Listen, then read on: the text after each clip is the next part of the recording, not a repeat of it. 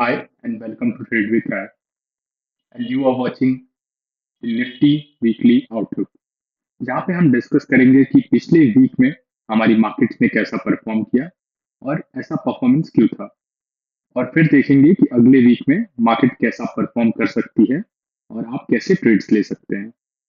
तो सबसे पहले देख लेते हैं निफ्टी को। जैसा कि पिछले हफ्ते में हमने देखा था कि निफ्टी काफी अच्छा परफॉर्म की थी इस महीने में, और इसको समझने के लिए हम चले जाते हैं अपने मंथली चार्ट पे। तो let's go to the monthly chart. Let's see monthly Nifty ने कैसा परफॉर्म किया है। तो आप अगर अभी तक देखेंगे अक्टूबर में, तो निफ्टी ने 4.51% का रिटर्न दिया है, which is well and good. But last week में क्या हुआ? अगर आप लास्ट वीक देखें और उसके एक पिछला वीक, तो काफी सारा कंसोलिडेशन था लास्ट टू लास्ट वीक। और लास्ट वीक में हमने देखा है कि निफ्टी -0.28% नीचे क्लोज हुआ है पिछले वीक के। तो what was the reason behind this? तो चलिए समझते हैं। तो सबसे पहले देखते हैं ग्लोबली क्या क्या रीजंस थे। जितने भी मार्केट पार्टिसिपेंट्स हैं, सबकी नजर रहती है यूएस पे, क्योंकि US is the big daddy in stock market and market capitalisation. तो फेड जो है वो रेट कट्स करने वाले थे। एंड क्या रेट्स कट हुए? हाँ, बिल्कुल हुए। पर जो उनका स्टेंस था, वो ना ही पॉजिटिव था ना ही नेगेटिव था, कहीं बीच में। बट कुछ डेटा मिसिंग था। एंड देन उनका जो आउटलुक है दिसंबर रेट कट को लेके, वो भी काफी पॉजिटिव नहीं है। तो इसके वजह से मार्केट में एक प्रेशर है, क्योंकि लोग एक्सपेक्ट कर रहे थे कि वापस से फेड एक बार और रेट कट करेगा। बट अब ऐसा होने की संभावनाएं बहुत कम लग रही हैं, तो जो कि एक काफी बैड न्यूज है मार्केट के लिए। दूसरी चीज देखते हैं, इंडिया ट्रेड डील। तो इंडिया यूएस ट्रेड डील के चर्चे काफी लंबे समय से चल रहे हैं, जिसका अभी तक कोई हल नहीं निकला है। तो इसका हम इंतजार करेंगे नेक्स्ट वीक में। जो कि ऐसा कहा जा रहा है, हमारे कॉमर्स मिनिस्टर कह रहे हैं कि काफी एडवांस स्टेजेस में हम पहुंच चुके हैं ट्रेड डील को लेके। बट अभी तक कोई भी फाइनलाइजेशन नहीं हुआ है। Same with China. चाइना के साथ आपने देखा एपिक समिट में 10% रेट स्लैश किए ट्रंप ने, बट उसका बहुत बड़ा इम्पैक्ट नहीं पड़ा मार्केट्स पे। मार्केट्स जो एक्सपेक्ट कर रही थी वैसा कुछ हुआ नहीं। अगर ग्लोबल ग्रोथ की बात करें, तो आईएमएफ ने अपना आउटलुक कॉशियस रखा है ग्लोबल ग्रोथ को लेके, जहां पे मोमेंटम कम होने वाली है ग्रोथ की। तो ये बिल्कुल भी अच्छी न्यूज नहीं है। फिर देख लेते हैं इंडिया में ऐसे क्या डेवलपमेंट्स हुए। इंडिया काफी पॉजिटिव रहा है ग्रोथ के मामले में। अगर आप जीडीपी को देखें, तो GDP is at 7.8% year on year for the Q1। Then अगर प्राइवेट कंजम्पशन की बात करें, तो वो भी 7% अप है। सर्विसेज सेक्टर की बात करें तो काफी ज्यादा एक्सपेंड देखने को मिला है वहां पे, काफी अच्छा रैपिड ग्रोथ देखने को मिला है 9.3%। देन अगर डिफ्लेशन की बात करें, तो फूड में जो है इन्फ्लेशन काफी नीचे आया है, जो कि -1.76% गिर चुका है, जो कि 6 साल का सबसे लोएस्ट स्तर है। तो ऐसा कहा जा सकता है कि अब ज्यादा एक्सपेंडिचर हो सकता है, लोग ज्यादा खरीदारियां कर सकते हैं। तो जीडीपी काफी अच्छा ग्रो कर सकती है। देखते हैं कंपनीज कॉर्नर में। तो अगर आप देखेंगे, तो सेक्टोरल बेसिस पे अगर हम बात करें, तो पीएसयूज ने काफी अच्छा परफॉर्म किया है। उसके पीछे एक न्यूज भी है, मैं आपको थोड़ी देर में वहां भी ले चलूंगा। और फिर हमने देखा कि जो पीएसयू बैंक्स है, उसमें इनका जो एक लिमिट था, उसको बढ़ा के सरकार ने 49% कर दिया है। कोई भी एफडीआई फंड अब किसी भी पीएसयू बैंक में 49% तक स्टेक बाई कर सकता है, जो कि पहले 20% था। हालांकि वो 20% भी किसी ने बाई नहीं किया था अब तक। ये क्वार्टरली अर्निंग्स का सीजन है, तो मार्केट जो एक्सपेक्ट कर रही थी एनटीपीसी से, आईटीसी से, मारुति से और भी काफी सारी कंपनी से, वैसी हमें एक्सपेक्टेशन नहीं देखने को मिली है। वैसी अर्निंग्स हमें देखने को नहीं मिली है जैसी एक्सपेक्टेशंस थी। वहीं बात करें अगर भारत इलेक्ट्रॉनिक्स की, तो स्टॉक चढ़कर 4% ऊपर बंद हुआ है, जिसके रीजंस हैं कि उसको काफी अच्छा, काफी बड़ा एक सिग्निफिकेंट ऑर्डर मिला है। और ये एक डिफेंस स्टॉक है, तो आप इसको अपने वॉच लिस्ट में रख सकते हैं। एंड इसके पैटर्न्स भी अभी काफ़ी अच्छे हैं टेक्निकली, एंड फंडामेंटली भी स्टॉक काफ़ी स्ट्रांग है। बट अभी तुरंत जाके ऐसा नहीं कि आप बाइंग करना स्टार्ट कर दें इसमें। देख लेते हैं फंड फ्लोज कैसे रहें। तो सबसे इम्पॉर्टेंट जो चीज़ होती है इंडियन मार्केट में या किसी भी मार्केट में, वो हम देखते हैं कि एफ का फ्लो कैसा था। तो एफ ने काफ़ी अच्छी बाइंग भी की थी एक दो दिन, बट उसके बाद काफ़ी बड़ी बड़ी सेलिंग्स भी की हैं उन्होंने, और लास्टली उन्होंने निगेटिव क्लोजिंग ही दी है इस वीक के लिए। पूरे साल की बात करें 2025 में, तो एफ ने मार्केट से 2.40 लाख करोड़ रुपीस निकाल लिए हैं, और डी ने इन्वेस्ट किए 6.28 लाख करोड़ रुपीस। तो अगर डी ने इतने पैसे अभी भी मार्केट में इन्वेस्ट किए हुए हैं और मार्केट ऑल टाइम हाई है, तो इसका मतलब आपका पैसा जो म्यूचुअल फंड में है वो मार्केट में लगा हुआ है। और अगर इन केस मार्केट गिरती है यहाँ से, क्योंकि काफी सारी बैड सेंटिमेंट्स बनाए जा रहे हैं मार्केट में, कि जैसा कि आप अभी देख रहे हैं बैंक्स के लिए एक नई न्यूज आई है कि बैंक निफ्टी में जो वेटेज है बैंक्स का, उसको कम किया जाएगा। तो उसके वजह से भी म्यूचुअल फंड्स को सेलिंग करनी पड़ेगी कुछ बड़े बड़े स्टॉक्स में, जैसे एच हो गया, एसबीआई हो गया, आईसीआईसीआई हो गया। तो और नेक्स्ट वीक आपको क्या क्या देखना चाहिए। तो नेक्स्ट वीक का जो हमारा आउटलुक रहेगा, वो हम देखेंगे कि स्टॉक्स की अर्निंग्स कैसे आ रही हैं। जैसे टाइटन है, भारती एयरटेल है, अंबुजा है, इन सब के अर्निंग्स पे नजर रहेगी। और वहीं टेक्निकल लेवल्स की बात करें, तो 25,500 जो कि इमीडिएट सपोर्ट है, और ये साइकोलॉजिकल सपोर्ट एंड रेजिस्टेंस भी है, जो मैंने आपको पिछले वीडियो में भी बताया था। वहीं अगर और डीप में जाते हैं तो हम देख लेंगे कि एफआईआई फ्लोज कैसे रहेंगे मार्केट में, क्या ग्लोबल मार्केट्स में क्या नए क्लूज बन रहे हैं। तो इन सब चीज़ों पे हमें नज़र रखनी है। और वही देखना है, अगर आरबीआई की कोई पॉलिसी आती है नई या फिर कुछ नए अपडेट्स आते हैं, तो उस पर भी हम नज़र रखेंगे। और इसी के साथ मैं बात कर लेता हूँ कुछ इम्पोर्टेंट न्यूज़ की जो डेवलप हो रहे हैं पिछले वीक में, जो न्यूज़ आए हैं। जैसे कि चाइना यूएस ट्रेड डील जो कि हो सकती है, साइन हो सकती है नेक्स्ट वीक में, तो इस पे आपको नज़र रखनी पड़ेगी। और वहीं पे अगर बात कर लें, तो वॉल स्ट्रीट इंडेक्स की अगर बात करें, तो जिसको आप नास्डेक बोलते हैं या S&P 500 बोलते हैं, तो इसमें काफ़ी भारी गिरावट आई थी लास्ट वीक में। और इसका रीज़न क्या था? रीज़न लोग बता रहे हैं, जैसा कि इकोनॉमिक टाइम्स का कहना है कि shares trembled on worries over surging AI spending. तो एआई की जो स्पेंडिंग है वो काफ़ी ज़्यादा हो चुकी है एआई कंपनीज की।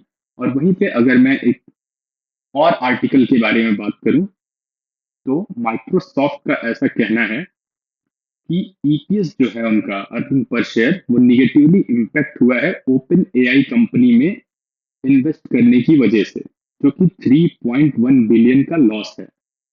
तो विच resulted in a decrease in net income of 3.1 billion. और वहीं पिछले साल भी देखें तो ये लॉस था करीब करीब 523 मिलियन का, जो बढ़ के अब 3.1 बिलियन हो चुका है। तो अगर ये एआई बबल बर्स्ट होता है या ऐसा कुछ भी होता है, AI is a very good thing, but अभी भी कंपनीज को ये क्लैरिटी नहीं है कि वो इसको यूज कैसे करेंगे। क्योंकि जो भी हम आज जीपीटी यूज कर रहे हैं या कोई भी एआई टूल्स यूज कर रहे हैं, उस पे जो खर्च आ रहा है, कंपनी हमसे उतने पैसे नहीं निकाल पा रही है, वो अभी भी हम फ्री में यूज कर रहे हैं।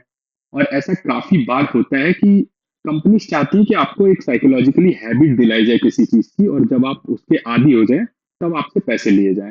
पर क्या हो अगर डॉट कॉम बबल जैसा कुछ हो जाए, कि कंपनीज ने बहुत बड़े बड़े इन्वेस्टमेंट्स कर दिए बड़ी बड़ी कंपनीज ने, बट उसका वो रिजल्ट नहीं निकला जो उन्होंने सोचा था।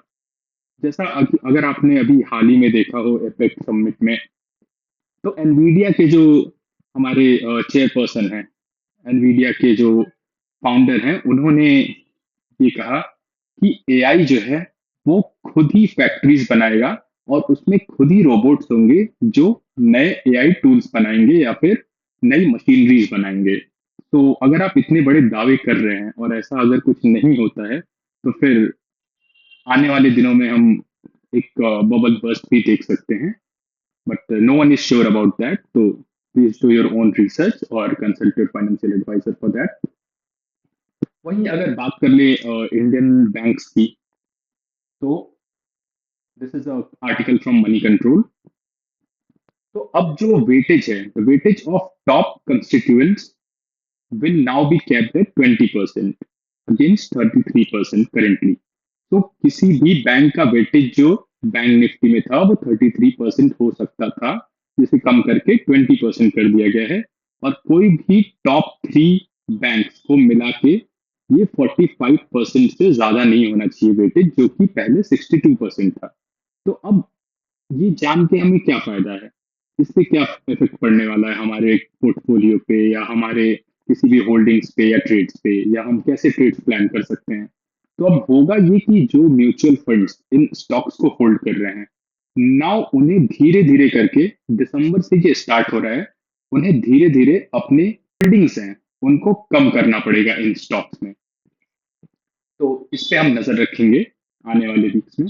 और वहीं भारत इलेक्ट्रॉनिक्स की मैंने बात की थी कि यहाँ पे इन्हें काफी बड़ा ऑर्डर मिला है, तो we can put this in our radar. वहीं अगर मैं डॉक्टर रेड्डी की बात करूं और पूरे फार्मा सेक्टर की बात करूं, तो पूरा फार्मा डाउन है।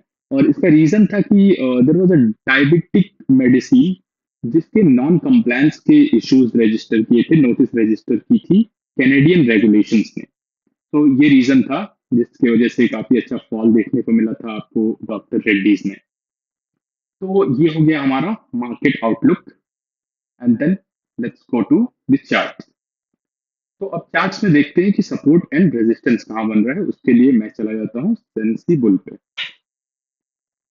Let me show you sensible, जहाँ पे हम देखेंगे कि सबसे ज्यादा पुट एंड कॉल रेशियोज कहाँ पे हैं।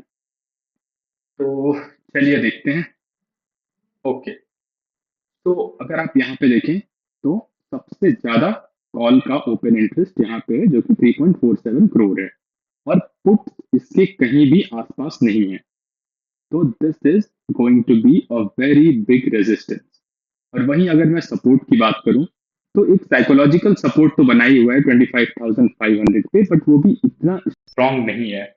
अगर कल को कॉल ओआईज बढ़ना शुरू हो जाती है, मार्केट कहीं भी नीचे आता है और कॉल ओआईज बढ़ना शुरू हो जाती है, कॉल की ओपन इंटरेस्ट बढ़ना शुरू हो जाते हैं, तो आपको एक कॉशियस आउटलुक बना के चलना है अगले वीक के लिए, और आप थोड़े से बियरिश हो सकते हैं।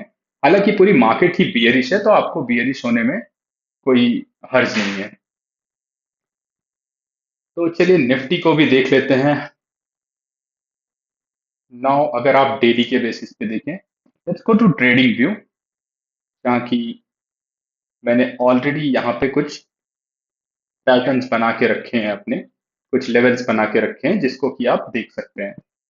तो यहाँ आपने देखा मार्केट ऑल टाइम हाई था इस ईयर के लिए 26,100 के आसपास, और वहीं से दो बार हमें रिजेक्शन देखने को मिला है। और एक अच्छा सपोर्ट बन रहा था इधर कहीं 25,822 के आसपास। और इसका काफी अच्छा ब्रेकडाउन हुआ है फ्राइडे को, और मार्केट ने -0.6% का फॉल दिखाया है। और नियरेस्ट सपोर्ट की अगर मैं बात करूं, तो this is the nearest support 25,652। तो इस पे आपको नजर बनानी है। इसके नीचे आपको कहीं भी निफ्टी अगर दिखती है ऑन अ 30 मिनट कैंडल, तो हम निफ्टी को शॉर्ट कर सकते हैं, क्योंकि आउटलुक देख के ऐसा लग रहा है कि अगर मार्केट कहीं भी इसके ऊपर नहीं जाती हैं और यहाँ से आके रिजेक्ट हो जाती हैं, अगर मार्केट गैप गैप डाउन खुलती है और यहाँ से गिरना स्टार्ट हो जाती है, तो हम कहीं ना कहीं इस लेवल्स तक की लिए शॉर्ट कर सकते हैं निफ्टी को 25,300 और 25,000 के लिए, क्योंकि सबसे अच्छा पुट ओआई जो आपका है वो कहीं ना कहीं 25,000 के आसपास ही है। उसके ऊपर कहीं भी कोई सपोर्ट देखने को नहीं मिल रहा है। तो ये हो गया निफ्टी का आउटलुक। और वहीं पे बात कर लेते हैं अगर ग्लोबल मार्केट्स की। Let's talk the global market. Okay, so ये हो गया हमारा वीकली आउटलुक, जहाँ पे हमने देखा कि अभी काफी निगेटिविटी चल रही है 2 वीक से, और यहाँ से कहीं भी कोई फॉल आता है तो हम अपना शॉर्ट टर्म के लिए एक बियरिश मूव बनाएंगे। Okay, let's go to the daily and let's see other market. Bank Nifty में देख ले, तो बैंक निफ्टी में अभी काफी गिरावट हो सकती है, क्योंकि काफी म्यूचुअल फंड हाउसेस को सेलिंग करनी पड़ सकती है यहाँ पे, और एफआईआईज भी सेलिंग करेंगे अगर और कोई भी अगर पॉलिसी चेंजेस होते हैं जिसका कि अच्छा इफेक्ट नहीं पड़ने वाला है, तो अगर आपकी एचडीएफसी गिरने वाली है, एचडीएफसी बैंक में सेलिंग होने वाली है, आईसीआईसीआई में सेलिंग होने वाली है, तो उसका डायरेक्ट इम्पैक्ट आपको यहाँ देखने को मिलेगा बैंक निफ्टी में। और वहीं बात करें छोटे बैंक्स की, जैसे इंडियन बैंक को आप देख लें और फेडरल बैंक को देख लें, तो ये बैंक्स काफी अच्छा परफॉर्म करेंगी नियर टर्म में, क्योंकि यहाँ से जो पैसे निकलेंगे एचडीएफसी और अदर बैंक से, वो वहां पे जाके इन्वेस्ट होंगे। न्यूज ये है कि पहले जो 12 स्टॉक्स का था बैंक निफ्टी हमारा, अब वो बढ़कर 14 स्टॉक्स का होने वाला है। तो आने वाली जो दो बैंक्स हैं, उनमें काफी अच्छी इन्वेस्टमेंट देखने को आपको मिल सकती है, जो कि अभी कंफर्मेशन नहीं हुआ है कि कौन से दो बैंक्स होंगे। वहीं अगर मैं विक्स की बात करूं, तो विक्स, जैसा हमने लास्ट टाइम देखा था कि विक्स काफी चॉपी था लास्ट वीक में, बट अब ऐसा देखने को मिल रहा है कि धीरे धीरे विक्स बढ़ता जा रहा है, और अगर विक्स और बढ़ता है तो आप देखेंगे कि मार्केट में एक अच्छा फॉल देखने को मिलेगा। वहीं एसएनपी की बात करूं मैं, तो एसएनपी भी अभी काफी निगेटिव दिख रहा है आपको इन पिछले हफ्ते से। और यहाँ पे एक गैप है, अगर आप देखेंगे तो there is a gap theory, कि अगर कोई गैप होता है मार्केट में तो that gap should be filled. तो अगर आप यहाँ पे देखेंगे इस लेवल पे, तो यहाँ पे एक गैप है, और अगर यूएस मार्केट्स गिरती हैं तो most probably, possibly, whole global markets में आपको एक डाउन ट्रेंड देखने को मिल सकता है शॉर्ट टर्म के लिए। और यहीं पे अगर मैं बात करूं नास्डेक की, तो नास्डेक में काफी बड़ा गैप है यहाँ पे 25,433 तक का। तो आपको नास्डेक को भी काफी बारीकी से देखना चाहिए, कि अगर इसमें कोई भी फॉल आता है तो इंडियन जो आईटी स्टॉक्स हैं उनमें भी सेम पैटर्न देखने को मिल सकता है। Is also not, police not bearish, ये काफी स्टेबल है। इसके पहले अगर आप देखेंगे तो काफी अच्छी रैली देखने को मिली थी आपको, बट इस वीक में, और उसके बाद फॉल भी देखने को मिला उसी लेवल में, बट अभी ये काफी स्टेबल है। और वहीं क्रूड की भी बात करें, तो क्रूड अब धीरे धीरे, अगर आप टेक्निकल लेवल्स के पे बात करें, क्योंकि फंडामेंटली ऐसा कुछ चेंज नहीं हो रहा है ऑयल इंडस्ट्री के लिए, तो अगर हम टेक्निकली बात करें तो अब एक बुलिश पैटर्न यहाँ से बनते हुए दिख रहा है। और आने वाले वीक्स में अगर हमें क्रूड के प्राइसेस बढ़ते हुए देखने को मिलते हैं, तो कहीं ना कहीं रिलायंस और अदर जो हमारी ऑयल मार्केटिंग कंपनीज हैं, उन पे थोड़ा सा प्रेशर हो सकता है। तो इसका हम ख्याल रखेंगे आने वाले वीक में। तो ये हो गया हमारा मार्केट आउटलुक। और मेरी यही सलाह रहेगी कि कोई भी ट्रेड लेने से पहले अपने फाइनेंशियल एडवाइजर से जरूर सलाह लें। और अगर आपको ये वीडियो पसंद आया हो, इंफॉर्मेटिव लगा हो, तो कृपया इस चैनल को सब्सक्राइब करें और वीडियो को लाइक करना न भूलें। फिर से मिलेंगे अगले वीकली एपिसोड में, तो will discuss the next weekly report. और तब तक के लिए आप हमारे शॉर्ट्स में डेली के pre market and post market reports को देख सकते हैं। Thank you for watching.